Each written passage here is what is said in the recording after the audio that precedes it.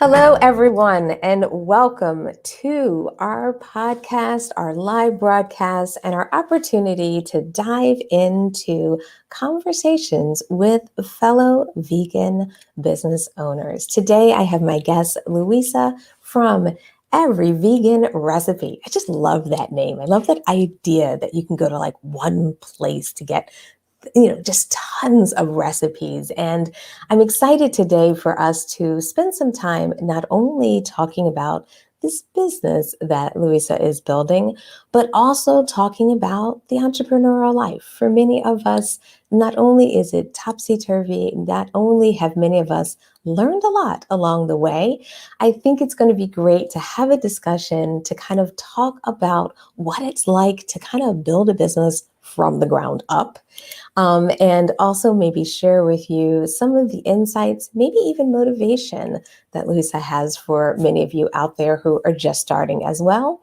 And also maybe a good walk down memory lane for some of you who've maybe been in business for a while and you remember those beginning days. You remember when you first started, you remember when you were juggling, full-time job and running a business, or running a part-time job and running a business. I think these are things that many of us as vegans do as we start to create our space in this vegan professional world. And today, I think it's going to be a great opportunity for us to kind of talk about it in today's current environment, to talk about what it's like to do it. So welcome. Thank you so much for joining me today. Thank you so much for having me, Stephanie. So let's lay the groundwork. Let's give everyone a little bit of a sense of, what is Every Vegan Recipe and why and how you came up with that name. And also let's give everyone a sense of where you are in the business process, where you, and what's kind of the timeline on your business. Well, thank you so much for the compliment on the name itself. So Every Vegan Recipe is a publisher and a social platform where we publish recipes and also users can publish and share their recipes. We're trying to create a new way of looking at recipe publishing and cooking shows in general, where it's just plant-based recipes. It's all vegan for everyone in the space to comfortably find things that they're interested in cooking. It's categorized in over 100 different categories. So if you're a raw vegan or you're interested in cuisines from certain regions of the world or what have you, we have it, including whole food, dietary sort of things, gluten-free, etc. We're trying to create a space that's good for users, so it's very UX focused. It's something hopefully people would actually want to use and keep using, versus just being a place to sell advertising. It's a platform made for the user. On top of that, a platform where recipe creators would like to be involved in. So there will be places for them to sell cookbooks or receive tips and critiques, reviews, Q&As, all this sort of thing. So really trying to create a new space for recipes in general. And it just so happens to be all vegan. Yeah, and my motivation for the name is that I really just want one central place where people, especially new people looking to, what do I cook tonight? I have no idea. I want to transition. I just need a Meatless Monday recipe, something like that. They have a site that people could say, hey, you should try Every Vegan Recipe. They have a lot of stuff there. And hopefully one thing leads to another, and their transition or their journey or their lifelong choice to be vegan or try vegan food is easier on them. So that's a little bit about it. No, that sounds great, because I think the challenge is there's so many different recipes in so many different places. And for many people, recipes can kind of turn into the database. And, when you think of the database, it's not always as user-friendly. It's not necessarily designed for the user. Often it's designed to get as much data and information in there. It feels more of a technical tool that we all use and sometimes push through that I think it's amazing that you're not only focused on getting these recipes out to the community and helping people, but doing it in a way that's very user centric. I mean, I was on your website and it is beautiful. I love the way you laid it out. I love you have this like one pot that's like the red sauce is like bubbling up. It looks like I just want to dip a spoon in it and grab it. So I really like that perspective and that approach that you're taking, because I think for many people who start their businesses, they think about the need, but they don't always think about how important it is to make sure that the customer experience is exceptional. Agreed. Yeah. And so we're in planning and development stages. We've been releasing weekly recipes to, kind of give a taste of what's to come. We've published over 70 of these weekly recipes as just previews, and we're probably looking at a year or so out before launch. We do have a wait list. If you go to the website, which is everyveganrecipe.com, you can join the wait list. You will be first in line before the public to use it.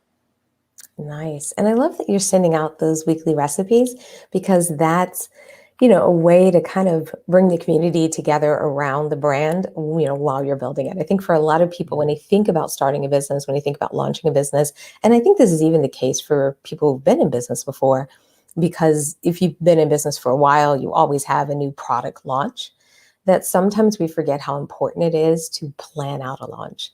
How important it is to not just rush to that finish line and say, it's ready and I'll fix all the other stuff later. So talk to me about how you found kind of your timeline and how you found I'm going to call it the patience to launch your project the way you want. I'm assuming a little bit here, even though I don't know the answer to this, only because it's so remarkable that I just heard from you that you're going to take your time and you have almost a year planned out. Most people that I talk to who are starting businesses or doing launches, it's next week, it's next month, with a Band-Aid and an ace, bandage wrapped all the way around their business. Yeah. In my case, it's a lot of variables tied in together. So first off, I work full time. I have a full-time job, so I can only put in so many hours a week on Every Vegan Recipe. Unfortunately, I wish it was a full-time endeavor. So that lengthens the timeline. Also, I do believe it is important to plan to market the launch and also to have an audience ready for launch. And I got advice from a lot of other entrepreneurs I respect and have got mentorship from for a while, and they said the same thing.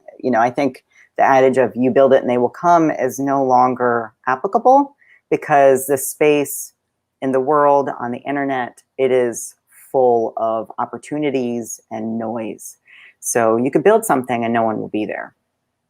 So I could build it quicker and no one will know it's live. And then I'm spending as much time doing marketing to promote it.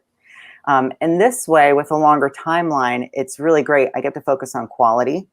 I get to focus on feedback as well. And so in this cycle of a feedback loop, I've been able to iterate the design and features. Also the messaging itself, so I can get everything more fine-tuned and hopefully be able to better communicate what we're all about anyway before it even launches. So I'm quite comfortable with the timeline. I wish it was tomorrow as well, but to be honest, it's just not going to be good quality work. And I've been in web design, development, advertising, data analysis for over 20 years. I've been active since the beginning of the internet for the most part. And I've looked at so much data, so many websites. I've worked for different types of organizations, e-commerce, nonprofit, publishers, advertisers. Nothing goes well that's done quickly and shortcuts anything. And with this platform, content will be king again. We're not focusing on advertising. It's a subscription service, so if people want to support it, they can. In this case, that means we have to really deliver a quality product that they will want to keep using. So it actually adds a lot more pressure, but I think the timeline is good for all of those variables. Absolutely. And I love that you walked us through that, because for a lot of people, it's hard to make those tough decisions. It's hard to build and realize the value of building that audience, building that community, even building, even a mini customer base around your product before you go for that full launch. Because it definitely feels like, fastest to market. You hear stories where people are like, if I can just get it out there, like you said, they will come. And that's really changed in the marketplace. It is so noisy out there these days that a quality product is not just important, but I really think it's needed as we elevate veganism, as we start to really get more and more of the world to see it as a lifestyle choice that they're going to expect the same quality that they're looking at in their other apps or their other websites or their other tools or their other subscriptions. And as they do those comparisons, we not only want to be the best, but, really be the top. So I'm really excited to hear that you're taking that route. And another thing about that as well is that in this space with vegan recipes, there have been a lot of other people to market with different types of platforms and apps, but it's not really the same product, and it's not ever near encompassing as feature rich. So I don't have that competitor who's also looking to launch yesterday. So, and I feel quite confident that no one's going to pop up either, because the whole reason why I'm launching this and I'm doing it is out of one part love and also another part frustration. When I was transitioning, which 6-7 years ago, it was incredibly hard to find any information of what's a meal now? Like, what do I do?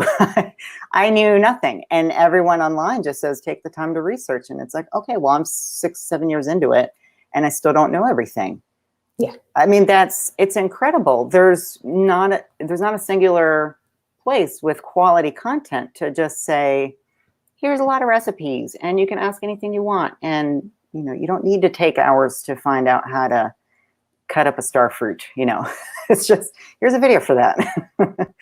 Absolutely. So instead of juggling between Google searches and YouTube and all these things, there's actually just a resource. And what people have to understand with the internet, which I think I bring into this, that history, is that these popular websites have either existed for a decade or more, or they use an extremely large amount of revenue to be at the top of the list. So when we're talking about equal opportunity to be found as a recipe creator too, that doesn't exist. So I've seen a lot of really great recipe creators popping up, and they don't have a platform to publish to. They're trying, but they can also be seen. So there's all this diversity in cuisine no one's seeing. It's a shame to me. Yeah, and I'm really glad you brought that up, because it is so important that the variety is out there. It's so important that other individuals who are creating recipes, that they can get that visibility.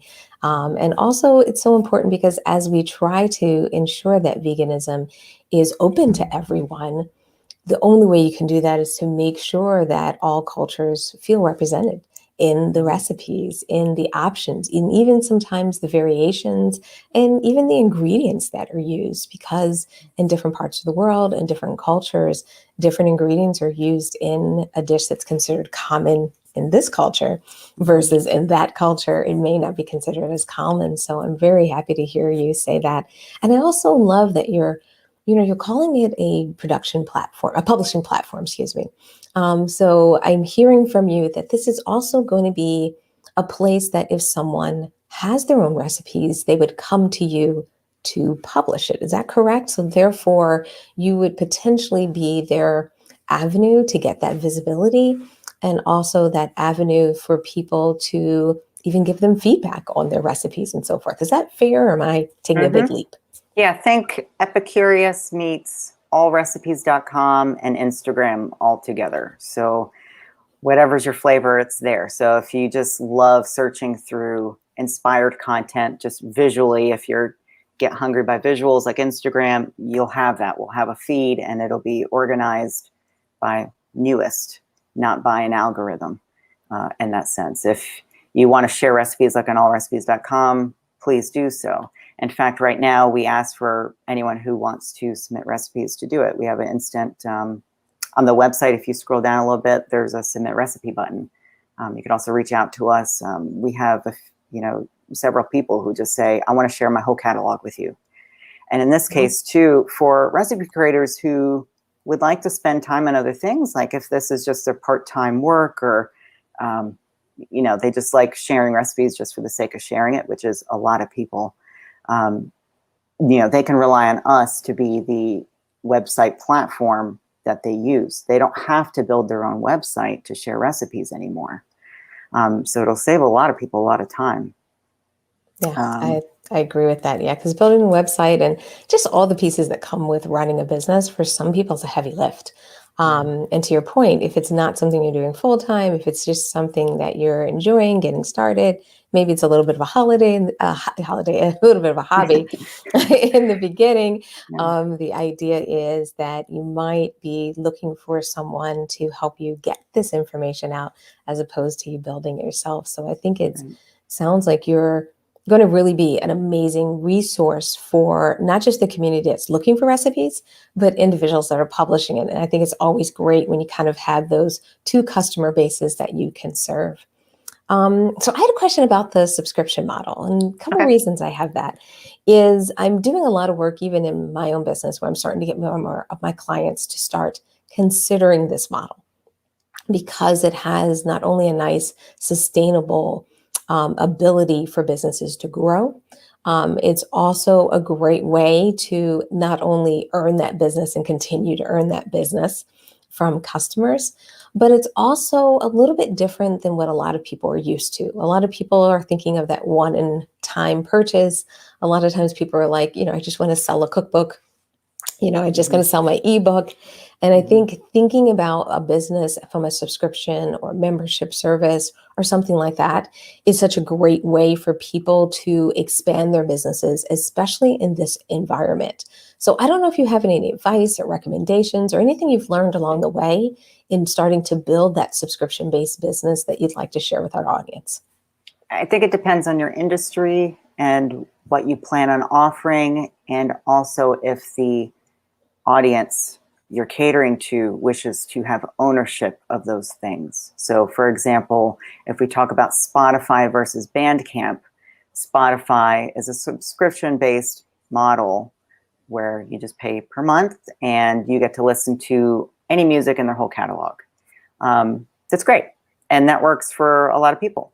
Some people would like to own the music that they purchase. I don't know if you ever noticed on Spotify, but music gets discontinued in catalogs and they don't have the rights to have them in the model anymore. So, and also Spotify gets to choose what they publish or not. And so some things are censored or removed or canceled, whatever. So a lot of people are moving on back to ownership. They want to own vinyls. They want to own CDs. They want to own the MP3. They want to burn it if they want. And so a lot of people are moving to Bandcamp, and in a similar, they don't have a subscription and you pay direct, and they just take a little bit of revenue off the direct payment to the artists. And the difference between the people who actually create the content, the artists themselves, on Spotify, you can have millions of listens and you get pennies. It's terrible for the artists. On Bandcamp, they get the money directly. And because the users know that they get the money directly, they might be more inclined also to give more than just a subscription amount. So it really depends on your audience. If it's a printed cookbook, they might not want to pay for the cookbook and the subscription. And so those things kind of, because then why are they doing one or the, it's too much. But I would say for subscription-based models, you have to make it worth it for them. So I always go back to e-commerce conversion in this way. Like you have to lock down features that they can't get to, or you have to entice them with this mysterious thing that they might get. So I don't really have a great example for that, except maybe in journalism today, there's a lot of things people can't say, but some journalists have their own paywalls now, and they can say anything they want to behind those paywalls. And so a lot of people are subscribing to those long form content conversations where they can just speak their mind freely. And that's going very successfully nowadays. Actually, it's really becoming popular. So, you know, like the New York Times kind of just has a huge paywall. You can't even read the article. Yes. I think that's a little too much, because then people don't understand the quality that they're paying for. They need some examples. They need something there before they can say, "Oh, okay, this is why I want it." With every vegan recipe, we're going to have a lot of features that you can only access if you're a subscriber.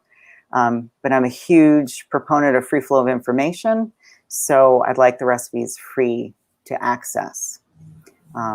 And so in this way, if you want to post or share or just do any interactivity, then that's where the subscription kicks in. Nice. I like that. Yeah. And I think that's been one of the challenges, even as I've been advising clients and even as we're exploring it ourselves, that is the key. Like, what should be behind that paywall and what should still be accessible and free, because we still want to support the community. We still want to help people. We want people to be able to come into a welcoming place and not feel like, before you can peek around the corner, pull out your credit card. But I do think it's so interesting, a lot of these models, and even like the example you said of, having kind of extended content. We're even playing around with things like, do we do a paid podcast, that's more like a training type of environment, so that people can listen to it in an audio format, and really starting to see if there's opportunity there. And I think one thing I always teach people is sometimes you have to test your way there. You have to see if that works for your audience. And sometimes the first idea isn't the best. Sometimes it's idea 3 or 4 that wins the race. But I do think it's so interesting to start exploring some of these models, because it really starts to build, I think, a strong community feel around a brand, as opposed to, a one and done kind of relationship. Yeah, I agree. And I've seen a lot of cases where people will ask their audience questions like, "Hey, if we do this app, would you pay for it?" or things like that. And I tend to feel like if anyone's really hostile to the idea, they weren't your tribe anyway. And so now you know not to worry about them. But otherwise, if people just have negative feedback, they'll just give you the negative feedback, but they still would like to be in your tribe. And then there's others who might agree with the idea entirely. So I love testing the waters, and honestly testing the waters. And also, once you survey that versus actually launching, you'll lose some numbers as well. So there's nothing like actually launching and seeing what happens. And it's unfortunate to have to spend time to do that, but I think that's the only way to do it. Yeah. And I think it builds a better, stronger business. I think it builds a business that shows that there's a little bit of, we come from behind the curtain when we build. The idea is that we really sit down, we ask for feedback, we incorporate that feedback, because I know a lot of people who take surveys and they're just like, "Oh, that's great." And then they put it to the side.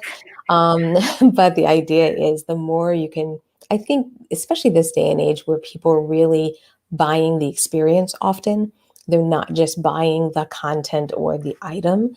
They're also buying, how easy it is to buy on the website, how easy it is if you have an issue and you need to talk to customer service, how easy it is to navigate the site. People are really paying for a lot of these things that in the past weren't seen as maybe a requirement, where now I think a lot of the ways we're judging and looking at brands really thinks of that entire experience, not just is this one product the same. Because even in the example you gave with music, technically you could see the product is similar. It's a similar music, but the way they're able to consume it, the way they're able to use it, and in the maybe case of Bandcamp, it aligns with how they want to use the music. So therefore, that becomes the brand of choice. And I think it's really interesting when you're peeling back the layers of running a business and you start to think about how people are going to use your product or service may also dictate if they're going to choose your brand. Yeah, absolutely. And I love the idea of video online courses. That's what it sounds like you might be dabbling into. I think that's very successful. Anything long form nowadays, because yes, as a culture, as internet users, our expectations keep growing. Our need for quality keeps growing. And I always say that the customer experience, whether it's a customer or user, doesn't start with the website or the product. It starts all the way back in marketing. It starts and ends in customer service if they have an issue. It's the entire way. Any touch point is related to the brand. So yes, we need higher quality in all of that, which puts pressure on a lot of us who are just starting and don't have resources and whatnot. But I just say, just think through all the scenarios where someone might communicate with you or see something that's related to your brand. Any touch point matters. Yeah. And I like what you're doing because I love the idea of building wish list. Today is just my weird word day today. People signing up for a waiting list because you also have a community to bounce ideas off of. You can even talk to them about, UI. You can actually say, okay, we're looking at this format versus that format. Because I think a lot of times when people build businesses, they think they have to come up with the best idea themselves and then launch it. And when there's so many decisions to make, even down to colors and branding and look and feel and tones and things like that, when you think about getting your brand out there, that I really tell people it's so important to spend time with your customers, spend time with your potential customers, and make sure that you're creating this two-way street early in your business, or if you missed it, build it now. Because when you start to build that two-way street, you may not be doing like full-fledged focus groups that, large corporations do and the expense of it. But even getting 5, 10 potential customers on a call, even giving people choices, A, B, or C, choose between them, can really help you shape a business and a brand, especially if you have the right pool of people you're in front of. Mm-hmm. Yeah, it has to be your consumer. That's the most important thing. Someone you would actually consider would pay for this product or service you're offering, not just be interested in it. So yeah, there's a good balance between what you feel is best, what you know they would be interested in, which is sort of like how I feel what Apple products did back in the day. They knew what people wanted, and they wanted this really great experience, and it just works type motto, right? Yes. So there's a good balance between that, where you have an eagle eye view of the industry or the product or service, and so you know a little bit better maybe on what they really want, and they just don't know how to communicate that, versus wisdom of the crowds, which I think is really great. I mean, today too, we don't have to get people in a focus group in person anymore. Thank goodness for mediums like this. This is just our time that we're using. Surveys are free. You can send out a survey to your list. Polls on your social media. I mean, it's great too to have different buckets of social media sites, because you know that there's a different type of user set in each one. So if you send out a poll or survey in each one, you'll find different averages in all those answers as well. So that's really interesting to me, because then I could say, okay, well, this user set uses things like this, and this one wants this, and do I serve them all or no? So it leads to more questions. Absolutely. Absolutely. And it leads to more testing. It leads to a more kind of iterative approach to building that, at least for me, I think is such an exciting way to build a business. It can really be a fun way to walk that line. And I don't mean everything has to be surveyed. I don't mean everything is, I can't move forward unless I've gotten this feedback, or unless everyone agrees, because that's not going to happen. It's just never going to happen. But the guidance, when you're trying to make some decisions and it's very close, or you're finding gray areas between decisions, I think a lot of times your audience can really help make sure that you move out of those gray areas and hit the target more accurately. Yeah.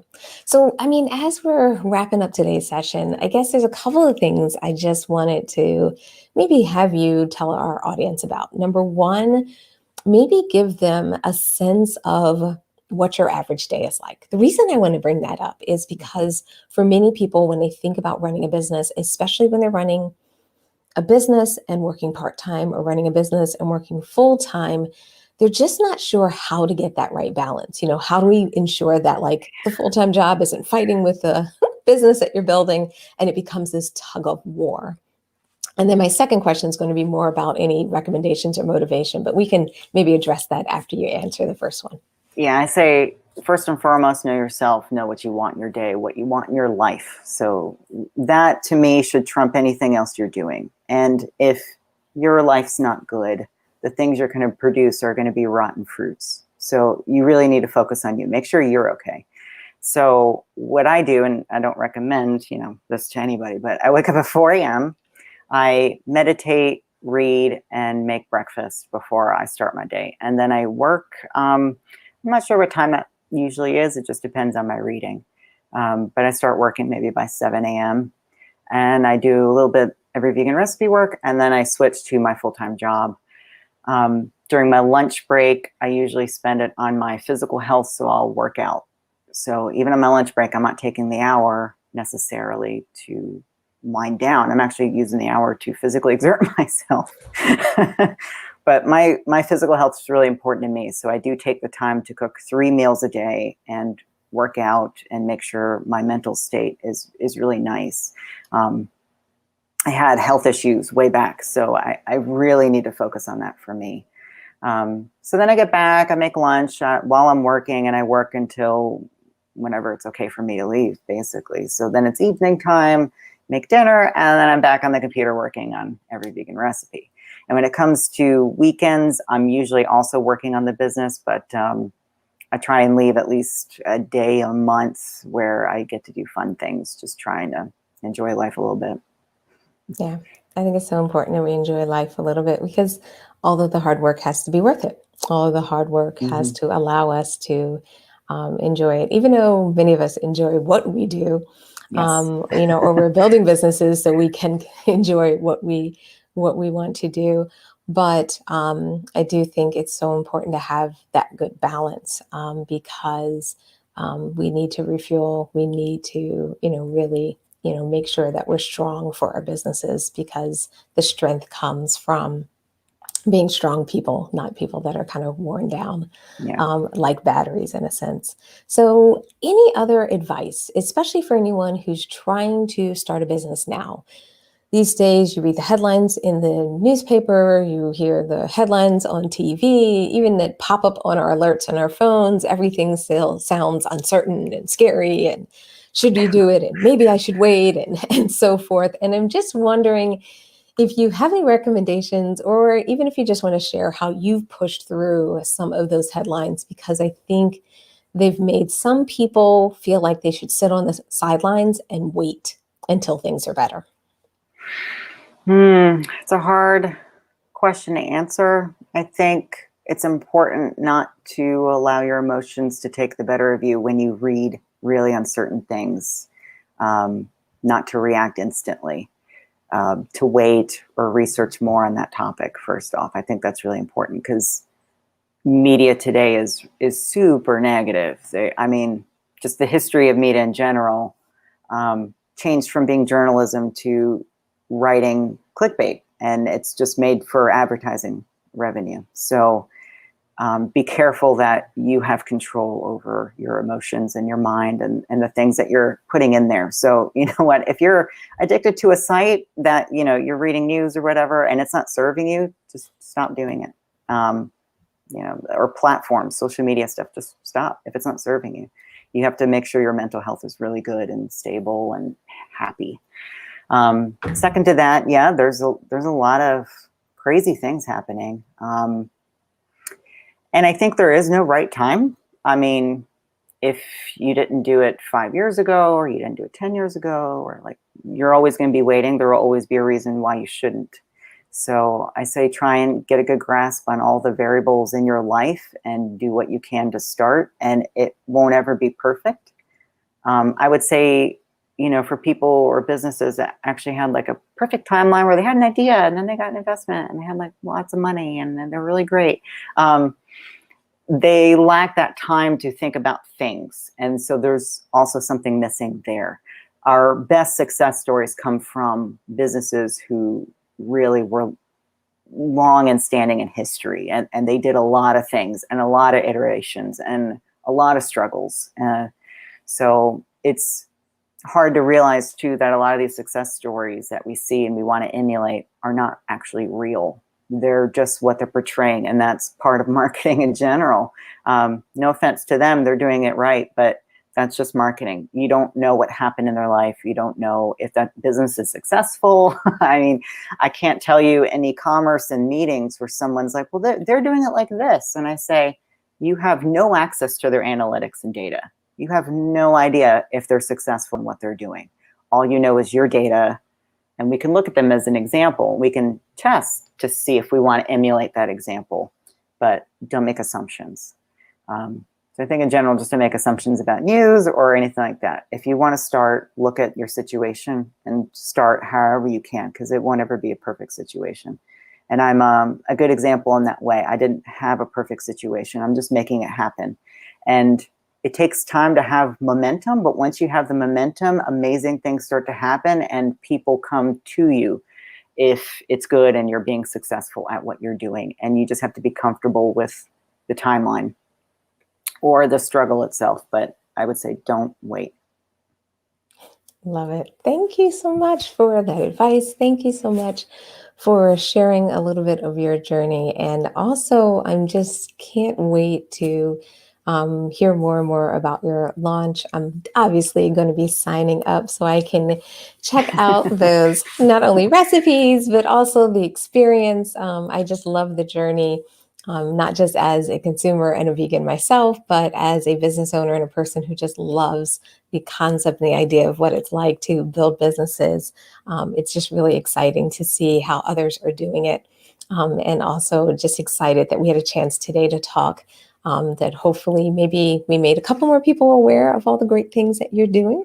But also we just want to make sure that we support you in what you're doing, because it's really exciting what you're building. And I love how you're doing it as well. So thank you so much for joining us today. Thank you so much. Thank you for those compliments. And I enjoy speaking with you again. I hope to have this again. Perfect. And thank you everyone who joined us live.